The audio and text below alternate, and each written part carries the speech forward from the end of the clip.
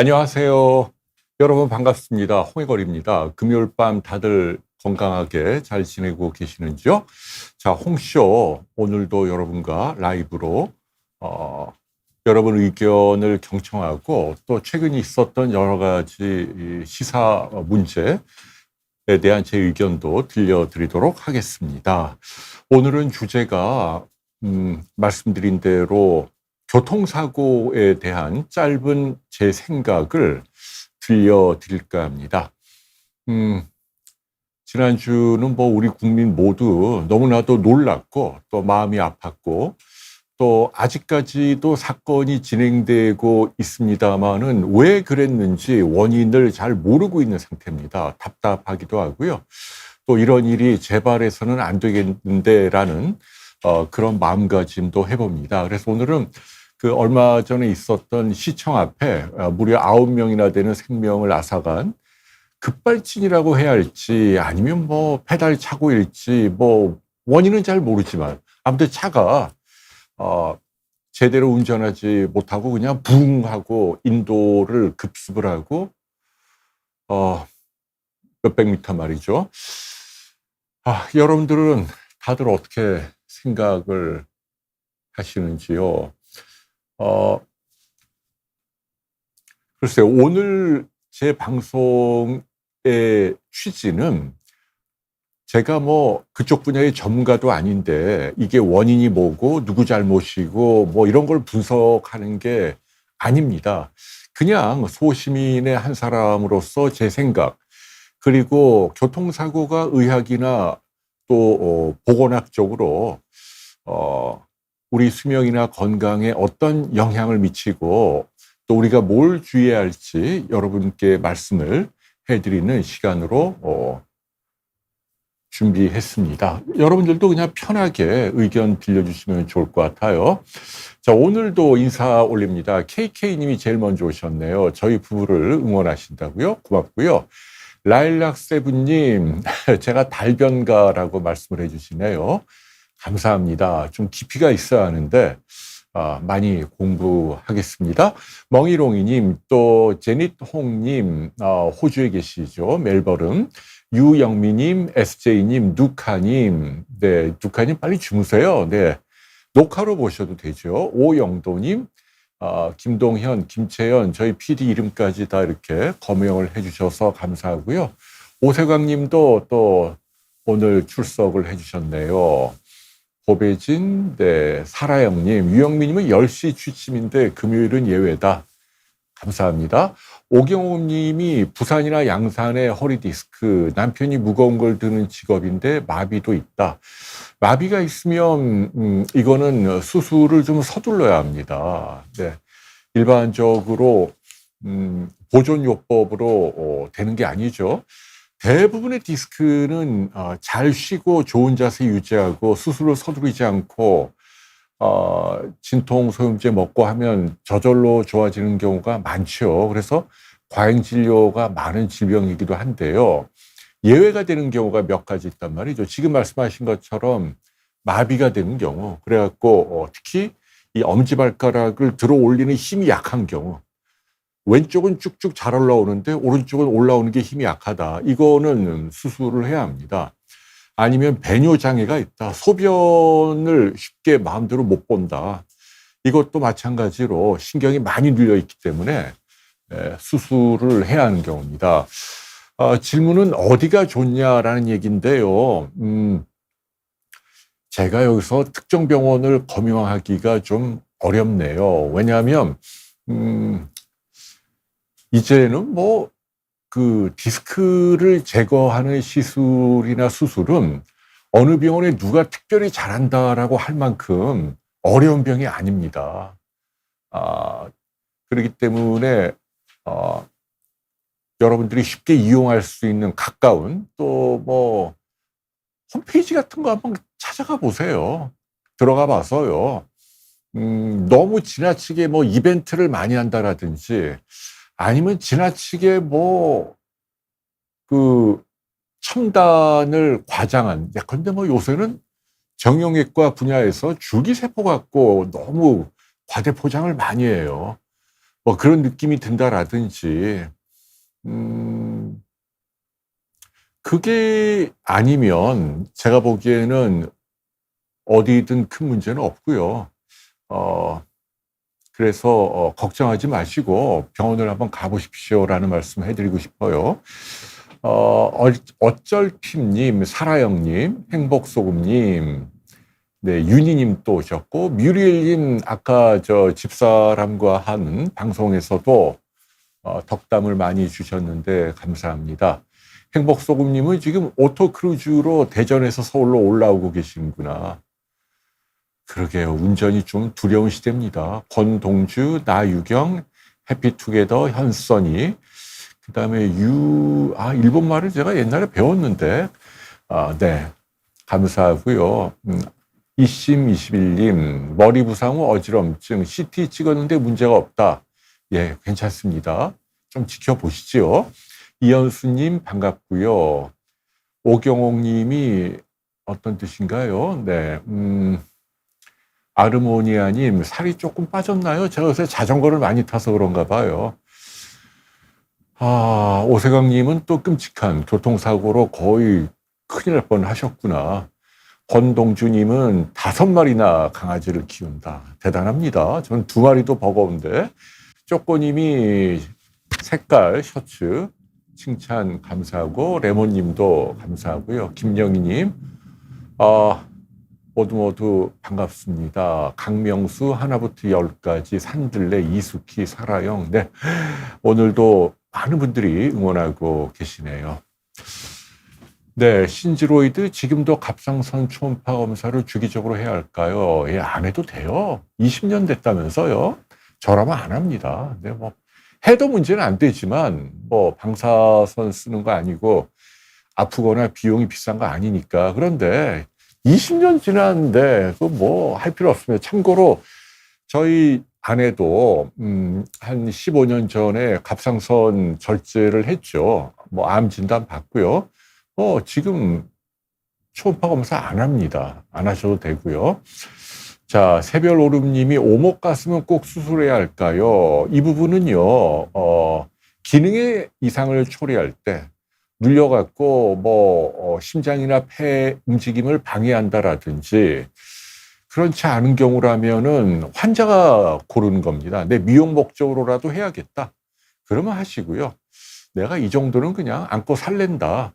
그러면 안 하시는 거죠. 환자가 결정하는 겁니다. 대박나세님 저도 왔어요. 네, 미가펜이 단종인가요? 편두통인데. 시원님?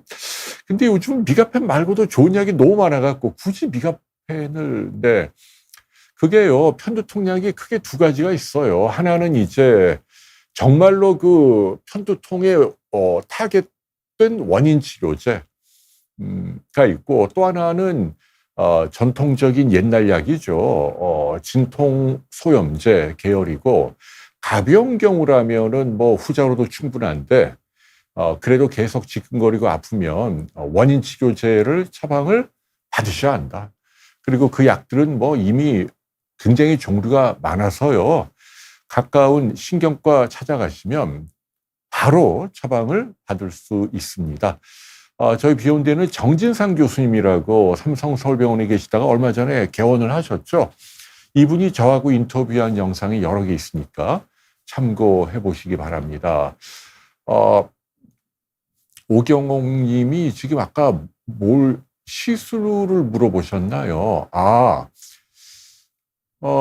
시술도 괜찮죠. 네. 근데 지금 마비가 왔다 그러니까, 그러면은 뭔가 튀어나온 게 많이 있다는 얘기고요.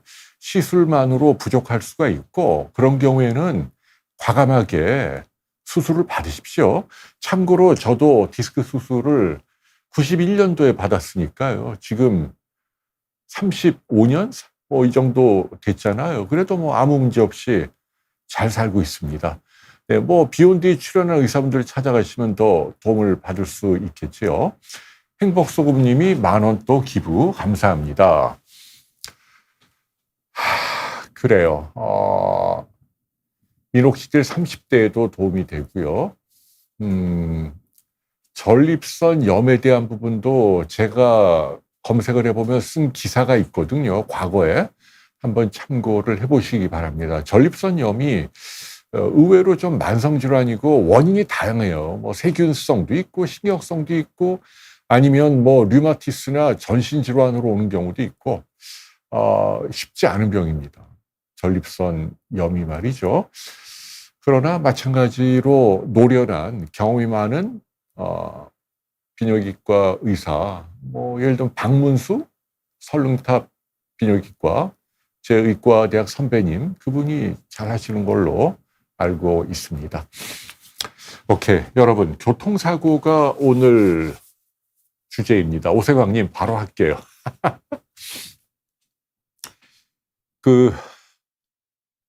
제가 이제 현역에서 의사로 일할 때, 그러니까 92년, 1년 뭐 이럴 때네요. 91년도에 제가 이제 인턴으로 서울대병원에서 응급실에도 근무를 했고, 이제 92년도는 군의관으로 일을 하고, 그럴 때 이제 제가 특히 응급실 근무할 때 보면은 이제 당직실이 있잖아요. 응급실 의사들이 이렇게 모여 있는. 근데 옛날에는 여러분 그때 거기서 담배도 폈습니다. 그렇게 야만적인 시절도 있었는데 거기 이렇게 뭐 좀 환자가 없을 때는 동료 의사들이나 뭐 선배 의사들하고 뭐 이런저런 얘기할 때 있잖아요. 담소를 나눌 때. 그럴 때 제가 기억나는 에피소드가 이 교통사고예요. 왜냐하면 응급실에도 교통사고 오고 환자가 곧잘 오니까. 그런데 제 동료도 그렇고 또 선배 의사들도 그렇고 한결같이 고개를 끄덕이는 건 뭐냐면 우리가 정말 많은 질병을 눈으로 보고 특히 말기암이라든지 뇌졸중이라든지 뭐 잔인한 병들은 굉장히 많은데 그런데 정말 궁극적으로 가장 끔찍하고 잔인한 게 뭐냐? 그러면 아마도 이게 교통사고로 인한 죽음일 거다. 또는 후유증일 거다. 저희들끼리 그런 이야기를 나눴던 기억이 납니다. 때마침 며칠 전에 그런 비극적인 참사가 있기도 했고 말이죠. 그래서 오늘 이 자리는 여러분께 교통사고에 대한 경각심을 좀 불러일으키려고 하는 거예요. 이유는 뭐냐면요.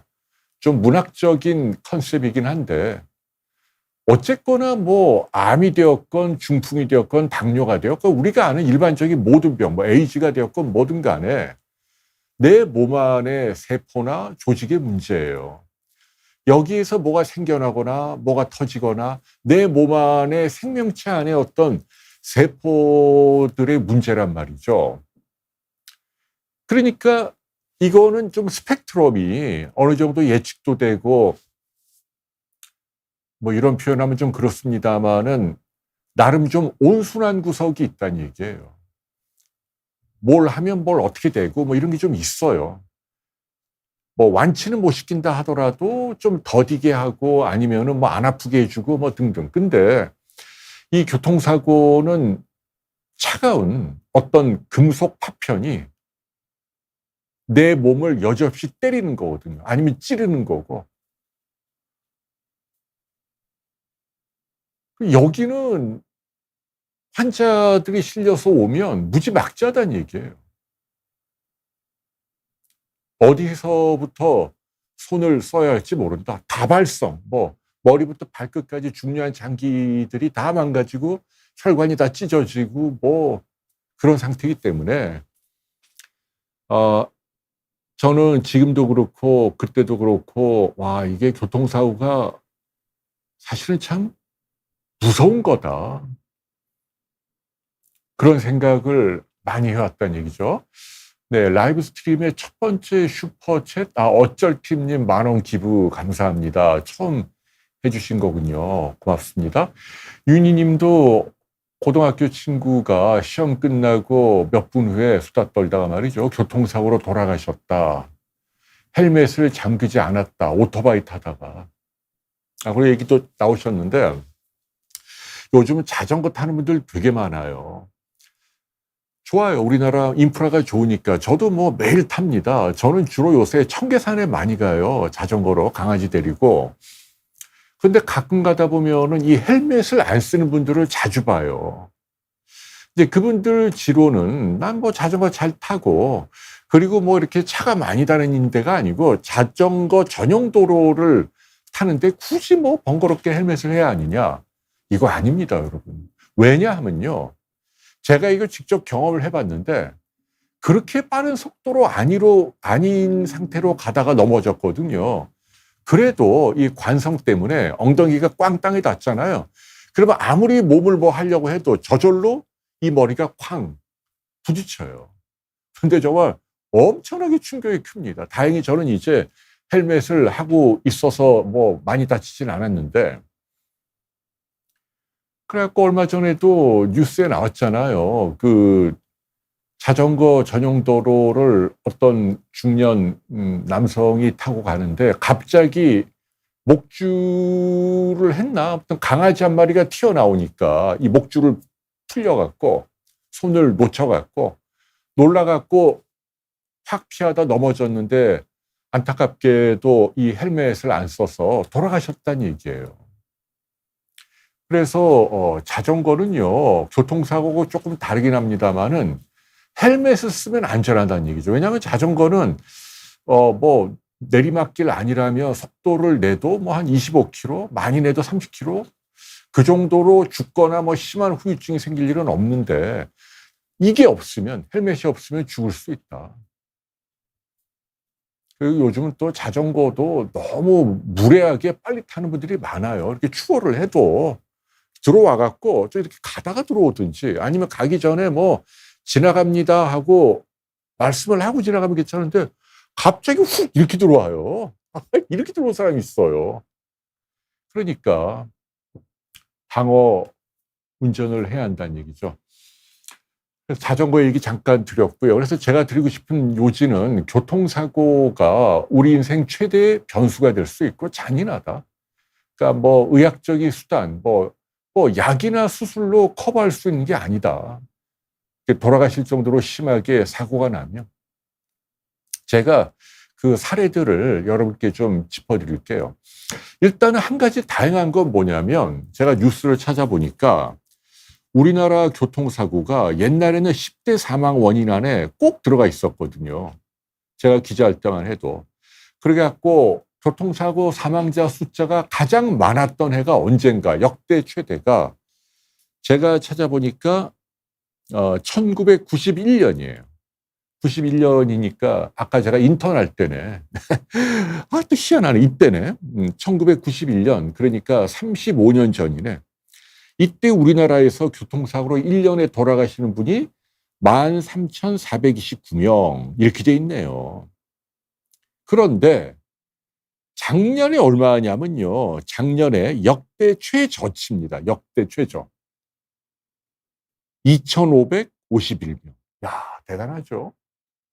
13,000 얼마에서 2,500명이니까 5분의 1 토막도 더 난 거네. 이거는 정말 크게 박수를 쳐드리고 싶어요. 우리 국민들이 참 대단한 겁니다. 우리가 그만큼 하면 하는 거예요. 그때도 제가 기억나는 게 교통사고를 줄입시다. 언론에서 캠페인하고 뭐 그랬던 기억이 많이 나는데 이런 노력 덕분인지 우리 모두가 협조하니까 벨트도 열심히 매고 과속하지 않고 이렇게 결과가 좋아졌다는 얘기예요. 그래서 지금은 이제 교통사고 사망자가 많이 줄었다. 그거는 정말 고마운 일이긴 하다. 그러나 그럼에도 불구하고 우리가 신경 써야 할 게 아직도 많다. 왜냐하면 이제 이게 죽는 것만 있는 게 아니거든요. 교통사고는요, 죽는 것보다 훨씬 더 문제가 이제 평생 사지마비 뭐 이런 경우 굉장히 흔해요. 오늘은 그 이야기를 좀 하려고 합니다. 황옥숙님, 파킨슨 진단 받으시고 요새 많이 늘고 있어요. 저것도 고령화되면서 일종의 우리 뇌세포가 좀 나이가 드는 거예요. 퇴행성 질환이거든요. 좋은 약들이 많이 있습니다. 제가 그 삼성서울병원의 조진환 교수하고 인터뷰한 게 있거든요. 그걸 한번 읽어보시고요. 수소나님은 국가검진 흉부 엑스레이에서 우하엽 결절의 음영 의심된다. 저거요, CT를 한번 찍어보셔야 돼요. 저라면 더 정밀한 CT 한번 뭐 찍는데 한 15만 원 정도 낼 텐데 이 경우에는 증세가 있어서 찍는 거니까 보험이 됩니다. 그러니까 많이 안 비쌀 거예요. CT를 꼭 찍어서 음영의 양상이 이게 좀 악성 같은지 아니면 내버려둬도 괜찮은 건지, 내버려둬도 괜찮은 게 훨씬 더 많습니다. 그러니까 너무 걱정하지 마시고요. 자, 73세 여성분이 갑자기 코피가 지혈은 2분 내에 됐다. 혈압이 높은 분이 아니라면 저렇게 생기는 코피는 걱정하지 않고 병원에 안 가셔도 될 것 같습니다. 근데 혈압이 많이 높은데 피가 나오면 그건 좀 조심할 필요가 있고요. 아크리프 연고가 여드름 치료제인데 저게 제가 제품명만 봐갖고는 저게 정확하게 뭔지 모르겠어요.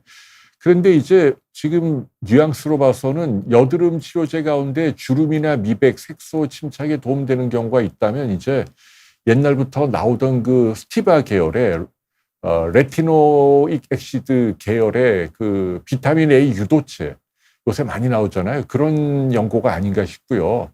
그런 경우에는 여드름은 물론 주름 미백 색소에도 도움을 줍니다. 그런데 이제 이게 굉장히 저농도로 조금씩 매일 꾸준히 오래 발라야 효과가 있다. 참고로 제 아내도 열심히 바르고 있다. 뭐 어떻게 보면은 가성비가 가장 좋은 피부 미용을 개선할 수 있는 방법이다. 최근에는 이제 부작용은 줄이고 효과는 좋은 좀 더 개선된 4세대 그 비타민 A 연고가 나왔죠. 이름이 갑자기 생각이 안 나는데 저희 비욘드의 이상협이라는 피부과 의사, 제 대학 동기인데요. 이분이 올린 영상을 보시면 자세히 나와 있습니다. 달팽이님 녹내장 커피 드셔도 됩니다. 자, 교통사고 이야기 나누고 있습니다. 교통사고가 아까 말씀드린 대로 이렇게 근본적으로 잔인한 속성이 있다. 내 몸에서 비롯된 게 아니고 외부의 차가운 금속 파편이 내 몸에 찔러 들어오는 거다. 그리고 이게 예기치 않다. 전혀 준비하지 않은 상태에서 우리가 대부분 갑자기 경험하는 거기 때문에 고통이 더 클 수 있다. 제가 예를 하나 들어볼게요. 제가 좀 찾아보니까 우선 그 전에 이번 사건 잠깐 좀 되짚어 볼까요? 여러분은 어떻게 생각하세요? 이번 사건이 저도 참 답답해요. 이번 그 시청 앞에 9명이나 졸지에 돌아가시게 만든. 이제 그동안에 언론 보도에 나온 건 60대의 남자분이고 수십 년 동안 버스를 운전해 왔고 약물이나 음주도 아니고, 그리고 그 부인과 함께 집안 행사 후에 나오는 길에 호텔에서, 저도 그 길을 알거든요. 옛날에 뭐 저희 신문사가 거기 있었으니까 조선 호텔 앞에 가면 이제 거기서 저쪽 시청으로 가는 길하고 서서문 쪽으로 빠지는 길하고 있는데 거기를 이상하게 역주행을 했다. 그리고 인도로 치고 들어가서 굉음을 내고 한 200~300m 가다가 차를 멈췄다. 지금 이게 이제 우리가 알고 있는 겁니다. 근데 지금 요는 뭐냐면 그거인 것 같아요. 이게 이제 고의는 아니겠죠, 여러분? 고의로 그렇게 할 사람은 없죠. 그죠? 제가 볼 때는 고의로 그럴 가능성은 뭐 제로. 그럼 둘 중 하나죠. 실수냐? 고의는 아니었지만 그 사람의 실수냐? 아니면 실수도 아니고 차 자체가 잘못된 거냐? 이른바 급발진이냐? 실수라면 이제 페달을 잘못 밟은 걸 얘기하는 거죠. 그러니까 둘 중에 하나로 이제 요약이 되는 것 같아요. 그래서 이제 그 운전한 사람의 진술은 이건 급발진이다. 내 잘못이 아니고, 그리고 운전하기 전에 부부싸움하고 이거 다 낭설이고 뭐 아무 문제 없었다. 다만 주차장에서 올라서 나오는데 갑자기 차가 붕 하고 나가더라. 그래갖고 원래는 역주행을 하면 안 되는데, 우회전해야 하는 길인데, 우회전하는 길은 차가 많아서 글로 갔다가는 큰일 날 것 같아서 일부러 역주행하는 길로 핸들을 틀었다. 왜냐하면 거기 마침 차가 없어서. 그리고 브레이크를 밟았는데도 이 브레이크가 딱딱해갖고 전혀 작동하지 않았다. 그거예요. 이제 그분의 말이 이제 얼마나 사실인가, 그것도 따져봐야 할 부분이긴 한데, 저도 잘 모르겠어요. 이게 제가 잘 모르기 때문에 이런 함부로 얘기하면 안 되죠. 다만 이제 합리적인 제 생각을 여러 개 들려드리는 거예요. 일단은 아까 말씀드린 대로 고일은 아니라 치고, 근데 이게 만일 급발진이라면 급발진이란 건 뭐예요? 그냥 차가 갑자기 붕 하고 나가는 거잖아요. 그럼 한문철 변호사도 그 얘기 하시대요. 이 분야의 전문가인데, 당시에 차 내부의 녹음을 들어보면 급발진하면 이제 막 이렇게 당황하는 게 목소리에 담긴다는 거 아니에요? 이거 왜 이러지? 막 우왕좌왕하고 막 엄청 당황하는 목소리. 이게 담겨야 한다. 그런데 이제 이분들 영상을 보면은 속된 말로 그 당황하는 게 이렇게 많지가 않나 봐요. 그냥 이런 것만 담겼다. 그런 부분이고. 그러니까 저는 급발진이 아니고 일단은 그 운전자의 과실 쪽에 무게를 두는 논거들을 좀 짚어보는 거예요. 이렇게 차량 녹음 상태가 전형적인 급발진 상태의 그 당황함이나 놀람이 담겨 있지 않다. 그리고 일단 또 급발진이라면은 왜 멈출 때는 그렇게 스무스하게 멈추냐. 그렇잖아요. 그 언론에 나온 대로 어디 꽝 부딪히거나 이래야지. 브레이크가 안 들었다 그랬는데 갑자기 이렇게 쓱 잘 들 리가 있냐. 좀 이상하단 말이에요. 그죠? 그런데 또 한편으로는 이제 또 반대의 논리예요. 급발진 쪽에 무게중심을 두는 분들은 아무리 그렇다 하더라도 몇십 년 베테랑 운전기사가 그게 급발진이 아니라면, 그러니까 페달 오작동이라면, 어떤 기사는 보니까 그렇게 돼 있어요. 그 GV80, 제네시스죠. 제네시스 승용차는 이 브레이크가 이렇게 돼 있지 않고 이렇게 돼 있대요. 가로로 누워져 있대요. 발을 이렇게 밟는 데요. 근데 버스가 이렇게 세로로 세워져 있다네요. 근데 제네시스가 보면은 악셀은 이렇게 세워져 있다는 거예요. 그러니까 버스도 이렇게 세워져 있고. 그러니까 이제 수십 년 또 다른 경력 운전한 분들이 어떤 글을 올렸냐면, 이런 사고가 버스 운전 경력이 수십 년 됐다고 해서 그런 일이 일어나지 않는다. 그거는 말이 안 되는 것 같고, 페달 오작동의 가능성이 크다. 왜냐하면 이게 버스의 그 브레이크가 제네시스의 악셀처럼 이렇게 세로로 세워져 있다. 이렇게 누르게 돼 있다는 거예요. 그렇게 얘기하는데, 또 반대로 오작동 급발진을 주장하는 분들은 그게 말이 되냐. 그 제네시스를 그분이 그때만 운전한 게 아니고 전날에도 또 그 전날에도 그 차를 언제 구입하셨는지 모르지만 꽤 오래 운전을 잘 해오지 않았냐. 설마 그걸 착각을 했겠냐. 그리고 착각을 했다 하더라도 예컨대 이제 악셀을 브레이크인 줄 알고 눌렀다 하더라도 차가 붕 가면 누구나 바로 떼지 않느냐. 그걸 그대로 밟고 있는 사람이 누가 있냐. 또 이렇게 얘기를 합니다. 여러분들 참 어렵죠. 그래서 이제 이거는요, 그래요. 그냥 살자님이 급발진일 가능성을 7로 본다고 한다. 네.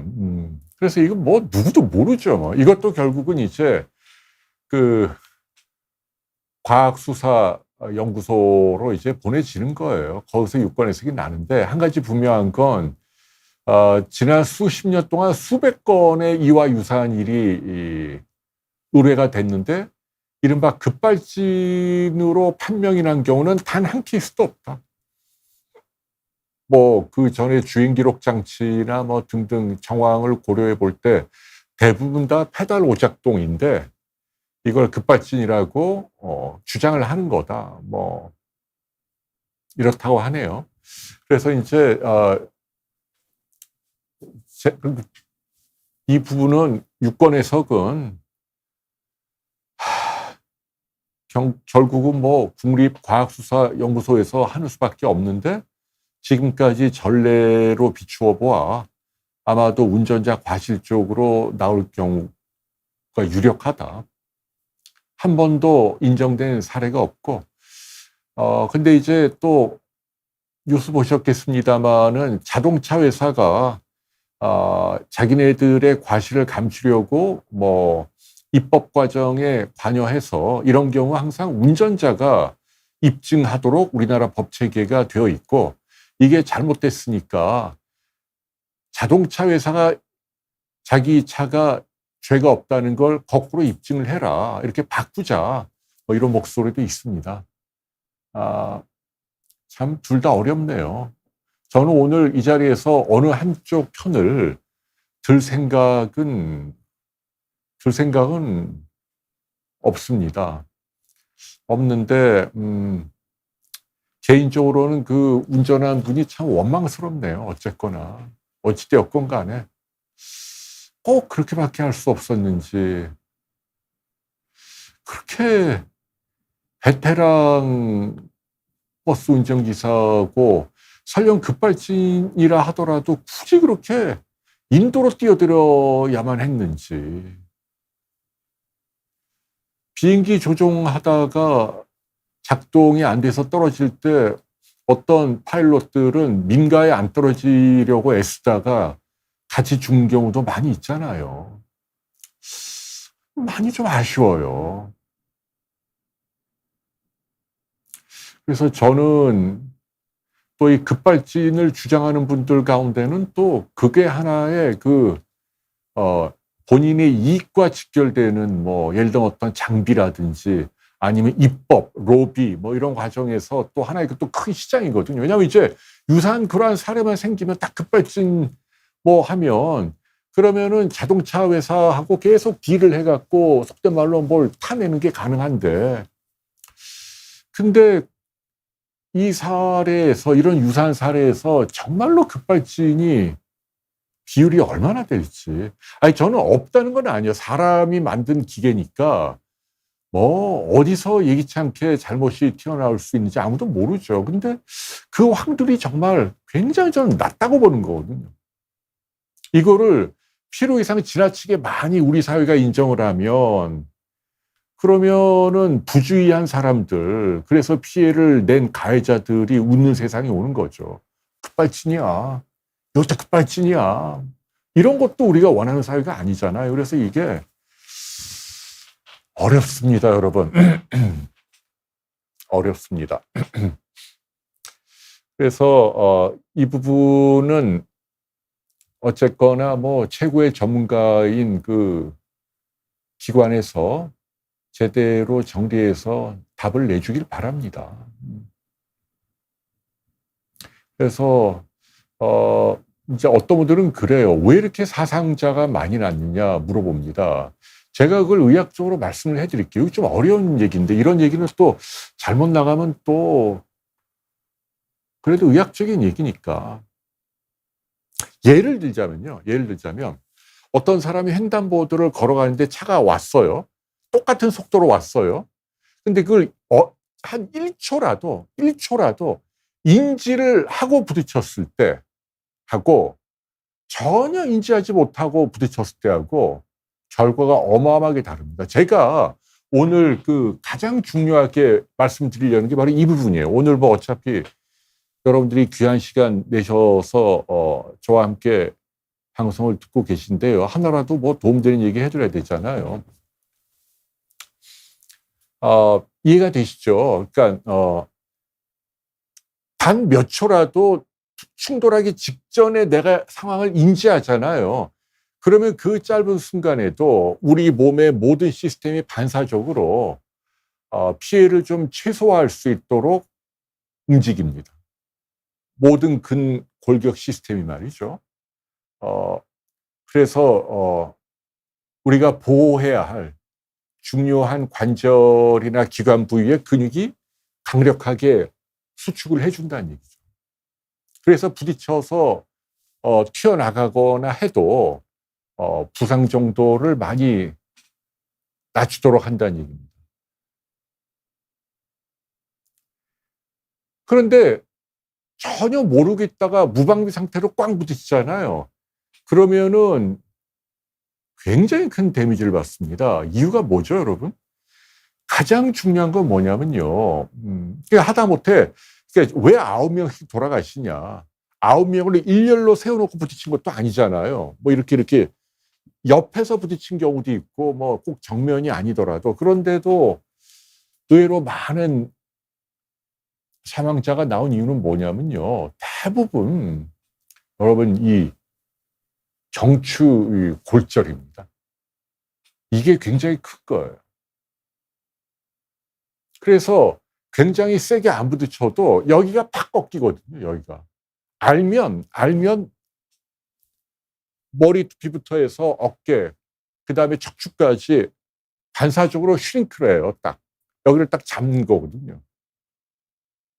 그런데 모르면 안 그래도 머리가 무거우니까 아래를 치면 머리가 반대로 퉁 하고 관성의 법칙에 따라 밀려나면서 여기 경추가 골절 내지는 탈골.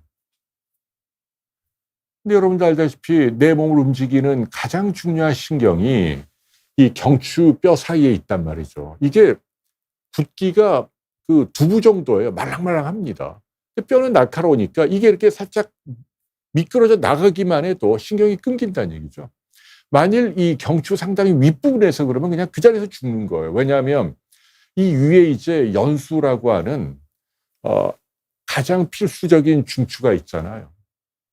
뭐 심장을 뛰게 하고 숨을 쉬게 하고 이런 숨골이라고 그러죠. 이게 이 머리 여기 딱 붙어 있단 말이죠. 경추 1, 2번에. 여기가 부러지게 되니까. 다행히 아주 운이 좋아서 아래쪽 경추가 나간다 하더라도 여기는 이제 사지마비가 되는 거예요. 평생 팔다리를 오른쪽 왼쪽을 움직이지 못하게 되는 거죠. 이해가 되시죠? 그러니까 이렇게 몸통이 있고 머리가 좀 무거운데 목이 딱 받치고 있잖아요. 여기를 퉁 치면 이렇게 꺾이는 거죠. 그죠? 그렇기 때문에 지금 이 사고는 뭐 전혀 예기치 않고 예고 없이 부딪힌 사고란 말이죠. 여러분, 그래서 이게 굉장히 피해가 큰 겁니다. 그래서 제가 여러분께 해드리고 싶은 얘기는 여기 뭘 이렇게 꽂고 이것도 뭐 좀 조심스럽긴 해요. 돌아가신 분 가운데 뭐 그런 분도 계시다고 하는데 저는 이제 그분을 비난하는 게 전혀 아니에요. 오해하지 마시고 이제 다른 쪽으로도 앞으로도 그 귀에 꽂고 핸드폰만 보고 이렇게 가는 거는 굉장히 위험할 수 있다. 아주 가벼운 충돌에도 예기치 않은 후유증이 나올 수 있다라는 걸 제가 여러분에게 알려드립니다. 이해가 되시죠? 네, 갑자기. 그러니까 우리가 뭘 조금이라도 알고 부딪히는 경우는 붕 뛰어서 떨어진다 하더라도 많이 안 다치는 경우가 있단 말이에요. 근데 전혀 모르고 있다? 한 시속 한 20km만 꽉 부딪혀도 목이 팍 돌아가면서 제가 그 사례를 좀 알려드릴게요. 이 역사적으로 가장 유명한 사건이 그 조지 패튼이라는 분입니다. 조지 패튼이라고 아시는지 모르겠네요. 2차 세계대전 당시에 미국의 전차 군단을 이끌었던 대장이죠. 육군 대장. 굉장히 용맹하고 그다음에 싸웠다면 이기는 명장으로 알려진 분이죠. 그래갖고 뭐 아프리카에서도 아주 맹활약을 하고 프랑스에서도 맹활약을 하고 역사에 남는 아주 위대한 군인으로 칭송을 받고 있는 분이죠. 자, 이분이 어떻게 돌아가셨냐? 이분이 이제 전쟁이 끝났어요, 유럽에서는. 히틀러를 다 이겼죠. 이분의 그 전차 군단이 그냥 가는 족족 다 쓸어갔고, 혁혁한 공을 세우고, 그런데 아직 이제 뭐 주둔하면서 유럽에 이런저런 남은 일을 하고 있는데, 뭐 최고위 장군이죠. 대장이니까, 별 4개. 근데 이분이 독일의 어떤 마을에 이제 주둔하고 있으면서, 그때 겨울이었죠, 아마. 예, 겨울이에요. 그 겨울에 독일 어디 마나임 뭐 아무튼 독일도 춥잖아요, 겨울에. 12월 달에 꿩 사냥을 갔대요. 꿩 사냥을 자기 지인들하고. 근데 이분은 뭐 대장이니까 캐딜락 그 리무진 큰 캐딜락에 운전기사도 있고. 꿩 사냥을 가는데 가는 길에 마침 그 집차에 그 군용견들을 막 싣고 가는 걸 봤대요, 이분이. 근데 이분이 또 왜 그랬나 몰라. 아무튼 그분이 또 인자했나 봐요. 그래갖고 차를 세우고 그 개를 끌어내리게 추운데 얘 이렇게 야외에 뚜껑도 없는 차에 이렇게 싣고 가면 안 된다 해서 그 개를 끄집어내갖고 자기 차 앞에다, 자기 차 뒤에다, 자기가 타는 그 장군들 타는 그 사장석에다 개를 앉히고, 그리고 자기는 그 앞에 조수석에 탔다는 거예요. 참나, 별 희한한 일이다 했죠. 그래갖고 가는데 길이 미끄러지면서 하필 좌회전하는 미군 군용 트럭하고 부딪힌 거예요. 군용 트럭하고. 근데 뭐 차가 찌부러지고 이렇게 부딪힌 게 아니에요. 차는 그렇게 많이 안 망가졌대요. 그런데 문을 딱 이제 앞에 앉아 있었는데 이거 안 매셨나 봐. 아무튼 안 맸는데, 왜냐하면 갔는데 앞에 유리창이 살짝 좀 깨져 있더래요. 그리고 차는 그게 손상이 안 된 거예요. 장군 괜찮으십니까? 운전사가 물어보니까 나 괜찮아, 그렇게 얘기했다는 거예요. 근데 나 괜찮아 말 끝나고 몸을 움직이려고 하는데 안 움직이는 거예요, 완전히. 아까 제가 말씀드린 대로 여기가 나간 거죠. 시나리오는 벨트를 안 매면 가다가 깡 부딪히면 몸이 앞으로 나가잖아요. 그러면서 차량 유리에 내 이마가 부딪히면서 목이 뒤로 꺾이죠. 이겁니다, 이거. 그래서 벨트를 매야 되는 거예요. 그래서 뭐 시속 한 4, 50 정도만 가다 부딪혀도 사람들이 죽는 이유가 그것 때문에 죽는 거예요. 목입니다, 목. 이 목뼈가 다치니까. 그래갖고 패튼 장관이 한 일주일 정도 사지마비 상태로 있다가 병원에서 돌아가신 거예요. 참 어이가 없죠. 그 폭탄이 뭐 어지럽게 날아다니는 전장에서도 생명을 무릅쓰고 거뜬히 살아남은 분인데 너무나 험하게 돌아간 거예요. 그겁니다, 여러분. 그게 제일 아니, 유리창을 뚫고 튀어나가는 게 아니고요. 차라리 뚫고 나가면 괜찮죠. 근데 이제 꺾이니까 이걸 해야 된단 말이죠. 근데 제 경우는 목이다. 이번 사태도 왜 이렇게 많이 돌아가셨냐? 갑자기 준비 안 된 상태에서, 무방비 상태에서 목뼈가 꺾이는 거예요. 교통사고를 좀 더 찾아보니까요, 패튼 장군은 근데 천국에 가셨겠죠. 그 개 한 마리에게도 온정을 베풀려고 하다가 본인의 선의로 숨진 거니까.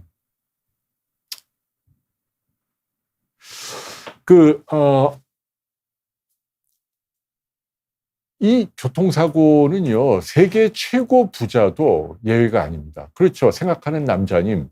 우리나라에서도 혁혁한 6.25 때 공을 세운 워커 장군도 교통사고로 돌아가셨어요. 맞아요. 네. 세계 최고의 부자가 누굽니까? 지금은 뭐 빌 게이츠, 또는 요새는 프랑스의 아르노 이런 얘기하는데, GDP 대비, 그러니까 이제 상대적인 평가죠. 동시대 인구가 갖고 있는 한 나라가 버는 돈 가운데 특정 개인이 비중이 몇 프로냐? 왜냐하면 이제 시대 상황이 다 다르고 화폐 가치가 다 다르니까 시대를 보정을 해야죠, 통계적으로. 그러면 역사상 압도적으로 부자가 미국의 록펠러입니다. 이제 그쪽 사람들은 락커펠러 이렇게 발음을 하더라고요. 록펠러는 못 알아듣더라고요. 락커펠러 뭐 이러던데. 이분은 이제 석유 왕이죠. 석유 왕. 석유 산업으로 떼돈을 번 GDP 대비 역사상 최고의 부자예요. 근데 이제 이분이 워낙 부자니까 이제 아들 낳고 록펠러 3세 이야기입니다. 록펠러 3세. 록펠러 창업자는 죽고 아들 죽고 손자죠, 손자. 이 손자도 뭐 명문대학을 나오고 뭐 잘생기고 그다음에 자선 사업을 많이 하고 특히 그 부인이 아주 인상적이죠. 나중에 한번 인터넷 찾아보세요. 블란쳇 록펠러라고 하죠, 이분이. 이분은 정말 굉장히 교양 있고 우아한 20세기 미국 상류 사회를 대표하는 여성입니다. 뉴욕에 있는 모마라 그러죠. 현대미술관 관장도 지내고 그다음에 뭐 세계 최고 부자 집안의 맏며느리니까 남편이 외아들이었거든요. 그러니까 얼마나 뭐 막대한 부를 갖고 기부도 많이 하고 정말 좋은 일을 많이 했단 말이죠. 그래서 실제로 또 아들이나 자녀도 잘 키워서 뭐 그 아들이 부통령도 하고 미국의 2인자죠. 부통령까지도 하고 뭐 상원 의원도 하고 뭐 정치인으로도 키우고 아무튼 뭐 훌륭한 여성인데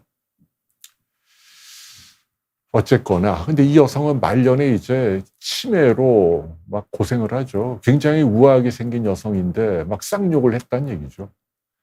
그거를 자기 아들이 울면서 막 회고를 하더라고요. 그래갖고 돈을 알버트 아인슈타인 그 대학병원에 거액을 기부해서 치매를 연구하는 엄마 이름 따갖고 제가 왜 얘기를 하냐면 그러니까 그분의 남편이죠. 3세. 그러니까 록펠러 가문의 세 번째 후계자. 뭐 그 당시에도 세계 최고 부자였고. 이분은 어떻게 돌아가셨냐면요. 아시나요, 여러분?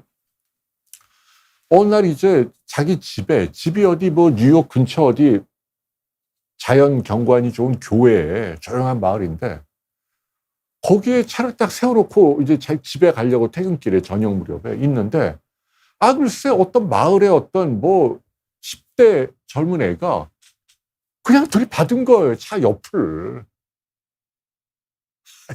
운전사는 살았는데 옆을 들이받으니까 뭐 그래갖고 그 들이받은 애도 죽고 이 사람도 그 자리에서 죽었어요. 뭐 유언 하나 남기지 못하고 옆에 들이받으니까. 이게 참 보면은 참 황당하죠, 여러분. 네, 뭐 아무리 돈이 많아도 뭐 그런 것까지 막을 수가 있나요? 그래갖고 이게 뭐 그 한적한 마을에서 좀처럼 찾아보기 힘든 유례 없는 일이 하필 세계 최고 부자에게 생겨갖고 미국 사회도 뭐 떠들썩하고 어떤 음모가 있는 거다. 뭐 그 당시에 로스차일드 가문하고 서로 경쟁이 있었는데 그쪽에서 이렇게 그 마을 개를 사주해서 죽인 거다. 뭐 음모론이 막 돌아다니고. 왜냐하면 그 사건이 있고 그 사건 전후로 또 어떤 일이 있었냐면은 유럽의 프랑스에서 그 라이벌이죠. 로스차일드라고 들어보셨죠? 여기는 금융재벌 아닙니까? 유대계 금융재벌인데 거기에 후계자가 석연치 않은 이유로 호텔에서 목을 매서 자살을 해요. 죽을 이유도 특별히 없는데 뭐 언론에는 뭐 노년의 엄마가 죽어서 그러니까 그분의 80 넘은 엄마가 돌아가셔서 우울해서 죽었다라고 하는데 좀 설명이 안 된다. 이것도 누굴 사주해서 뭐 이상한 음모론이 도는데 저도 뭐 그거 모르죠. 뭐 아무도 몰라요. 예. 근데 중요한 건 제가 드리고 싶은 얘기는 이렇게 세계 최고의 부자도 록펠러 3세 이렇게 허무하게 죽은 이유가 교통사고다라는 얘기입니다. 여러분들 뭐 기억나는, 우리가 아는 사례가 많이 있잖아요. 뭐 예를 들면 뭐 또 누가 있나요? 그레이스 켈리 같은 경우도 모나코 왕비죠. 근데 뭐 얘기 들어보니까 그렇게 겉으로는 호화롭고 뭐 부러운 삶인 것 같지만은 내용적으로는 불행했다. 뭐 이런 얘기들이 많이 나오더라고요. 어쨌거나 모나코의 왕비로 갈 때는 언론의 주목을 받고 뭐, 그런데 알고 봤더니 뭐 모나코라는 나라가 오히려 그레이스 켈리 때문에 더 관광 사업이 뜨면서 나라가 부자가 됐고, 그전에는 뭐 별 볼 일 없는 작은 나라였다. 뭐 이런 비아냥도 있고, 뭐 서로 바람을 피우고 뭐 술에 취하고 뭐 이렇게 별로 행복하지 않았다, 이런 증언들이 나오네요. 어쨌거나 중요한 건 딸하고 같이 뭐 어디 프랑스의 별장에 있다가 그날따라 운전수가 내가 하겠다는데 마다하고 그레이스 켈리가 직접 차를 몰았다는 거 아닙니까, 밤에. 근데 여러분 모나코에 가보셨죠? 가보셨나요? 저도 딱 한 번 가봤는데 거기 운전하는 게 해안선은 멋있긴 한데 좀 무서워요. 이렇게 낭떠러지로 가는 길이 많으니까, 길도 좁고. 그래갖고 밤에 뭐 30m 아래로 떨어져 갖고, 다행히 딸은 많이 안 다치고 엄마는 죽었다는 얘기죠. 근데 하긴 그 당시 잡지에 나온 기사를 보면 딸이 그때도 그런 얘기를 했대요. 엄마가 갑자기 운전하는데 브레이크가 잘 안 들어, 이거 왜 이러지? 지금 말하자면 꼭 급발진하고 비슷한 뭐 이런 양상으로 기우뚱기우뚱하다 떨어졌다. 그러나 이제 많은 경찰이나 관계 당국은 운전 미숙이었다, 뭐 이런 거죠. 어쨌거나 영국의 다이애나 왕세자비도 파리의 그 지하 터널 아래에서 파파라치가 막 쫓아오는데 피하려다가 과속하면서, 벤츠잖아요. 벤츠 S클래스, 뭐 세상에서 가장 뭐 좋은 차라고 알려진, 그래도 뭐 보호하지 못했어요. 결국은 둘 다 죽었단 말이죠. 제임스 딘도 마찬가지고, 뭐 캐딜락이 되었건 뭐 포르쉐가 되었건 다 숨졌습니다. 우리나라에서는 저는 그분이 생각이 나요. 그 MBC의 아나운서였죠. 영화 음악 라디오 프로그램 진행으로 많은 인기를 얻었던 정은임 씨라고, 제 또래예요. 저보다 조금 젊은 분인데, 이분이 그 퇴근길인가 낮에 그 흑석동에 지하철 공사하는 데서 미끄러지면서, 빗길인데 차가 렉스턴으로 기억을 합니다. 지금은 없는 차죠. 찝차예요. 찝차니까 좀 안전하다고 알려져 있는데, 그런데도 이게 기우뚱하고 머리를 많이 다친 거죠. 그래갖고 결국 며칠 만에 숨졌다니.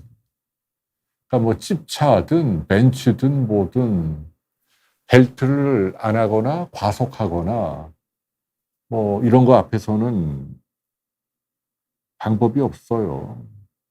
김주혁 씨 영화배우, 이분도 몇 년 전에 이제 저쪽에 영동대로 아이파크 삼성 거기 아파트 진로 계단 아래로 내려가잖아요. 이것도 좀 급발진 뭐 그런 걸 의심을 할 만한 일이었다는 얘기죠.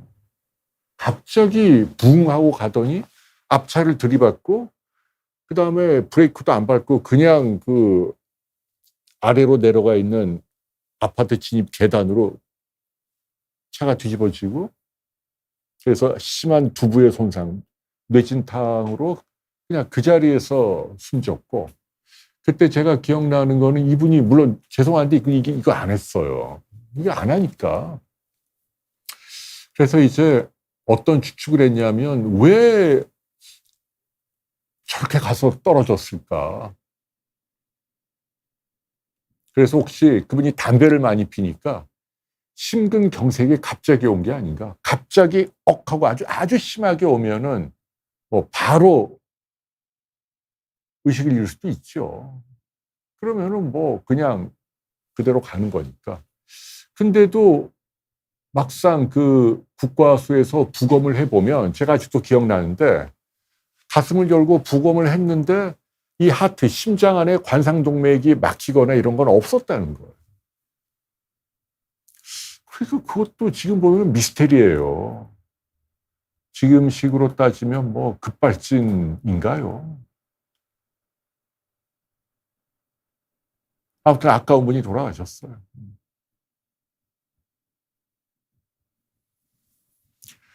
그런가 하면 또 유재하 씨, 우리 그 위대한 가수죠.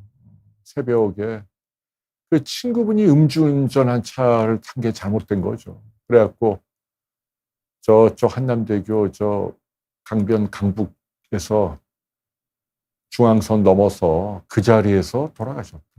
이 경우는 음주운전이 문제가 된 거예요.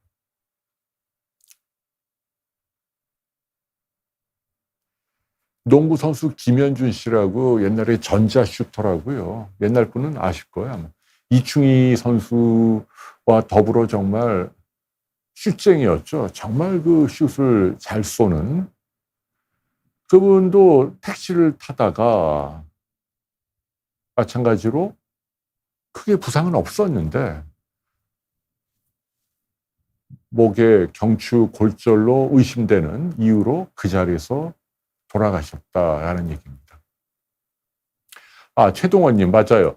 개그맨 양종철 씨도 교통사고로, 저분도 제가 기억컨대 아주 튼튼한 차였어요. 아마 무슨 뭐 굉장히 비싼 외제 찝차 같은 거였는데 마찬가지로 차가 전복되면서 머리가 꼈어요. 머리가 껴서 두부 손상으로 돌아가셨단 말이죠.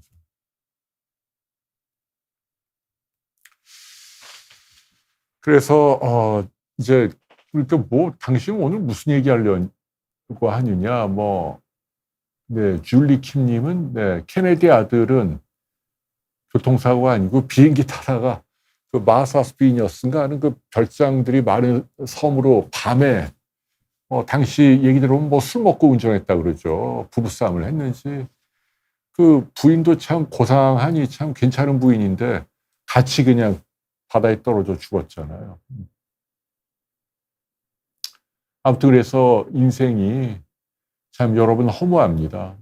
근데 아까도 말씀드렸습니다마는 이 교통사고는 인정사정을 안 본다. 다발성 외상을 초래하고 어떤 경우에는 이렇게 크게 막 피가 나고 이러지 않아도 이 뇌출혈 안으로 다 출혈이 일어났기 때문에 아니면 이제 목뼈 손상으로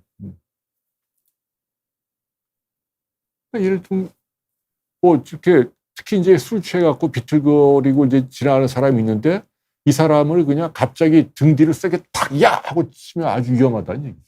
죽을 수 있어요. 그렇게. 옛날에 그 군인들이 특공대원들이 사람 죽일 때 그 쓰는 훈련 방법 중 하나가 몰래 뒤에 가서 목을 딱 돌리는 거 아닙니까? 똑같은 거예요. 술 취해서 안 그래도 근육의 톤이 힘이 다 떨어져 있고 건들거리고 있는데 갑자기 뒤에서 예기치 않게 밀면 여기가 덕커덕하고. 그래서 제가 뭐 이런 사건에 대한 죽음의 메커니즘을 설명하는 거가 좀 약간 죄송하긴 한데 제가 오늘 드리는 이 방송의 핵심은 이게 이제 급발진이 되었건 또는 뭐 운전자의 실수나 오작동이 되었건 뭐가 되었건 간에 제가 이 자리에서 드리고 싶은 얘기는 옛날보다도 사망자 숫자가 많이 줄었음에도 불구하고 우리 삶을 가장 비극적으로 망칠 수 있는 건 어떤 질병보다도 교통사고다. 왜냐? 이거는 어느 날 갑자기 오고 그다음에 죽을 만큼 심하게 오면 대개는 의학적인 방법이 never 없다는 얘기예요. 뭐 약이 소용 있는 게 아니잖아요. 그래서 제가 얘기 드리고 싶은 건 차를 몰고 나갈 때는 항상 내가 다른 사람 또는 나를 죽일 수 있는 물건을 갖고 다니는구나라는 마음가짐을 가져야 돼요. 놀러 가는구나. 뭐 무슨 장난감 몰듯이 이렇게 가면 큰일 난다니. 속도 줄여야 하고 안전운전해야 되고 나뿐만 아니라 다른 사람들을 위해서도. 이게 언제든지 흉기가 될 수 있다니. 자동차가. 어르신들의 그 운전 때 각종 사고가 많은 거 이거는 정말 우려스럽긴 해요. 근데 이게 어떤 안 좋은 사건이 생겼다고 해서 욱하는 마음으로 비합리적이고 과격한 조치를 취할 수는 없잖아요. 왜냐하면 나이가 든 분 가운데도 뭐 건강한 분들이 있으니까 운전 잘하는 분들이. 그러나 이제 확률적으로 지금 이런 류의 사건이 나이 든 분들에게 많이 생기는 것도 사실이에요. 그래서 이 부분은 어느 정도 절충점을 찾아야 할 것 같아요. 그러니까 예를 들면 고령자들은 뭐 자동차 적성 검사를 좀 더 엄격하게 한다라든지 이런 걸 할 필요가 있다. 이해가 되시죠? 그래서 여러분들 운전하실 때 우리가 뻔히 아는 얘기죠. 네, 벨트는 뭐 무조건 해야 되고 목에 뒤에 넥레이스 반드시 올려야 한다.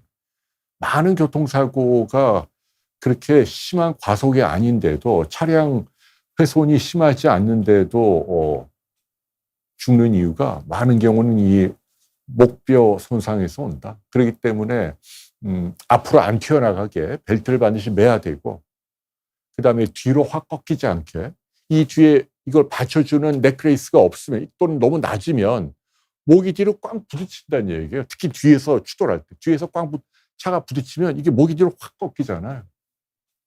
이게 안 받쳐주면 이게 이제 휘플래시 아닙니까? 이거 되게 오래 가요. 잘못하면 죽을 수도 있지만 안 죽는다 하더라도 여기 인대가 뭐 찢어지고 늘어나고 굉장히 고생합니다. 그렇기 때문에 목을 보존하기 위한 그런 운전을 하셔야 하고 그다음에 이거는 뭐라고 할까요? 저는 가끔 그런 생각을 해요. 이제 저는 자전거를 타다가도 또는 뭐 차를 운전할 때에도 만일 제가 이렇게 들어오면 나는 어떻게 할까? 좀 엉뚱합니다만은 가끔 그런 생각을 할 때가 있습니다. 그럴 때는 내가 뭐 이렇게 해야지. 그래서 이거는 뭐 좋은 예는 아닙니다만은